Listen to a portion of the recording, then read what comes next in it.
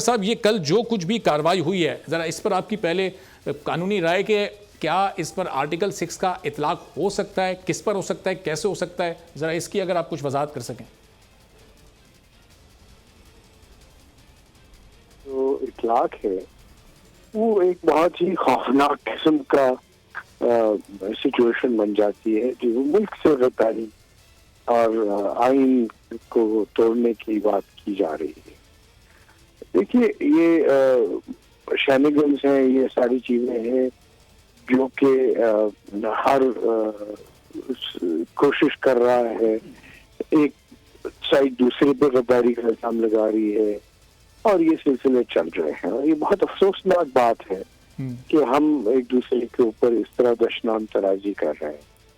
میری دانش میں یہ بہت بڑی آئین کے ساتھ اور ملک کے ساتھ یہ زیادتی کر رہے ہیں لوگ، جو کہ اس کی پامالی کی جا رہی ہے۔ لیکن آرٹیکل 6 جو ہے اس کو ہم ایک طرف رکھ کے ہم اس میں ہم بہتری کیسے لے کے آئیں اور معاملات کو درست طریقے سے کیسے چلائیں۔ ہمارا ملک اس وقت بہت اکنامک کرائسس میں ہے، $185 ہے یا اس کے قریب ہے، اور IMF کے سارے سلسلے جو ہیں وہ بن رہے ہیں اور ہم گردشی قرضوں کے نیچے دبتے چلے جا رہے ہیں۔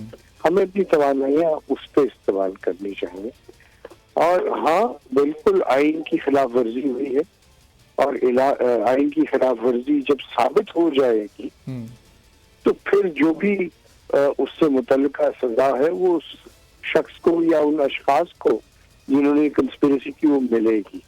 لیکن اس وقت اس بحث میں کون غدار ہے اور کون وفادار ہے، یہ ذاتی جو دشنامی اشرف صاحب جب آپ یہ گفتگو فرماتے ہیں، اشرف صاحب قطع کلامی کی معذرت، جب آپ یہ کہتے ہیں کہ آئین کی خلاف ورزی ہوئی ہے تو وہ کون کون سے مقامات، کون کون سے پوائنٹس پر ہوئی ہے؟ وہ اسپیکر کی رولنگ سے متعلق آپ کہہ رہے ہیں جب انہوں نے عدم اعتماد کی تحریک کو مسترد کر دیا، اس طرف آپ کا اشارہ ہے؟ دیکھیے سب سے پہلے تو بات جو ہے وہ تو یہ ہے کہ اسپیکر نے جو آئین ہے اس کے مطابق معاملے کو آگے نہیں چلایا، صحیح وقت کے اوپر اسمبلی کا اجلاس نہیں ہوا اور یہ ساری چیزیں ڈریگ کی گئی۔ جو سب سے بڑی میرے نزدیک آئین کی پامالی کی گئی ہے وہ وزیر اعظم، جن کے خلاف عدم اعتماد کا نوٹس جمع کرا دیا گیا ہے، انہوں نے اسمبلی کی ڈسولوشن کی ایڈوائز دی اور پریزیڈنٹ نے اس ایڈوائز کو مان کے کہا کہ اسمبلی ڈسالو۔ یہ ہے آئین کی پامالی۔ اچھا، یہ ہے آئین سے پہلو صحیح۔ تو اس کا مطلب معاملات بہت سنگین، اگر کسی وزیر اعظم کے خلاف تحریک عدم اعتماد سبمٹ ہو جائے تو وہ پھر اسمبلیاں ڈیزالو کرنے کے لیے صدر کو وہ تجویز نہیں بھجوا سکتا، یہ کہہ رہے ہیں آپ سادہ لفظوں میں؟ جی بالکل ایسا ہی ہے، اور یہ آئین میں صاف طور پر لکھا ہوا ہے، اور ڈپٹی اسپیکر کو تو کہا گیا کہ بھائی تم یہ کرو۔ ڈپٹی اسپیکر کو تو آپ کہیں کہ ذرا تھوڑا سا، اور صاحب یہ آئین کا یہ آرٹیکل نمبر اگر آپ بتا سکیں تو ذرا اور آسانی ہو جائے گی سمجھنے والوں کے لیے بھی کہ یہ کون سا آرٹیکل ہے جہاں پر یہ چیز لکھی ہوئی ہے؟ آرٹیکل 58 ہے جی، 58، جس کے اندر کلیئرلی لکھا ہوا ہے کہ وہ وزیر اعظم جس کے خلاف نوٹس جمع کرا دیا گیا، نوٹس، موشن کی بات نہیں ہو رہی، جب نوٹس جمع کرا دیا گیا ہو تو وہ بالکل اسمبلی کو توڑنے کی ایڈوائس نہیں بھیج سکتا۔ اچھا، بہت سارے اشخاص، بہت سارے جی قدر لوگ یہ کہہ رہے ہیں کہ صدر مملکت تو معصوم ہے۔ نہیں بھائی، آپ پچھلے دنوں آپ نے ججمنٹ پڑھا نا سپریم کورٹ کا، جس میں انہوں نے کہا کہ صدر مملکت کو انڈیپینڈنٹ ایڈوائس لینی چاہیے جب اس طرح کے کوئی معاملہ آتا ہے۔ صحیح۔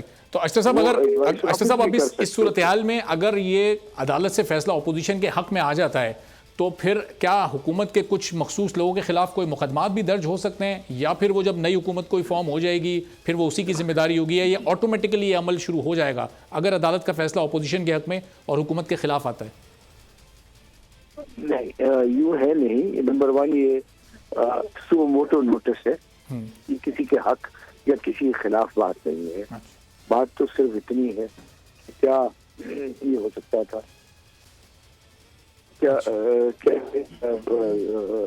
جو پرائم منسٹر ہے وہ ایڈوائز کر سکتا تھا؟